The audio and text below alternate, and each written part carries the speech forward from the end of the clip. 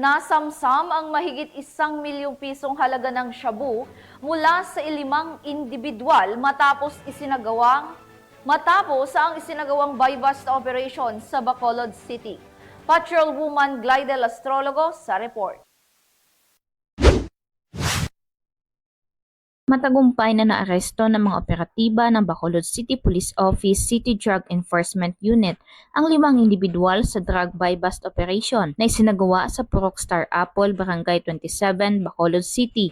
Nito lamang ika-8 ng Pebrero taong kasalukuyan. Ang operasyon ay pinangunahan ni Police Lieutenant Richard Ligada, Assistant Chief ng City Drug Enforcement Unit. Ayon sa kapulisan, kabilang sa mga nahuling suspect ay sina alias Janica, 28 taong gulang, na itinuturing na isang high-value individual, alias Rocky, 32 taong gulang, alias Jingle, 46 na taong gulang, alias Terence, 39 na taong gulang, alias Kim, 33 taong gulang, at si alias Marlon, 39 na taong gulang. Sa kanilang operasyon, na-recover mula sa mga suspect ang humigit kumulang 270 gramo ng pinaghinalaang iligal na droga na tinatayang may standard drug price value na 1,836,000 pesos. Ang mga nahuling suspect ay kasalukuyang nasa pangangalaga ng Bacolod City Police Station 4 at harapin nila ang mga kasong may kaugnayan sa Republic Act 9165 o ang Comprehensive Dangerous Drugs Act of 2002.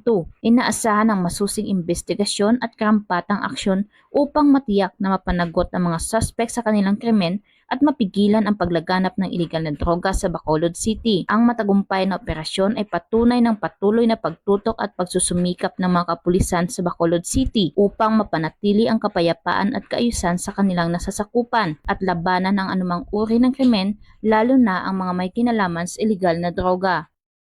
Mula dito sa Police Regional Office 6, ako ang inyong PNN Correspondent, Patrolwoman Glidel Astrologo, alagad ng batas, tagataguyod ng Balitang Pulis.